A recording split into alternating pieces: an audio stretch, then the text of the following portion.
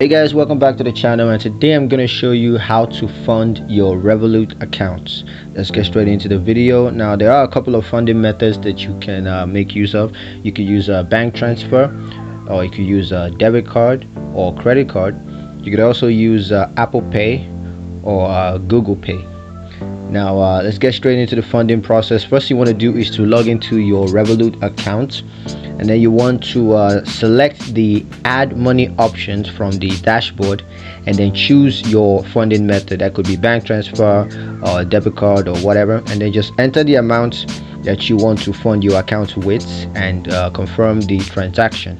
Now a couple of things to note about funding limits and fees. First is you got to check your Revolut account for funding limits, which may vary depending on your account type and verification status.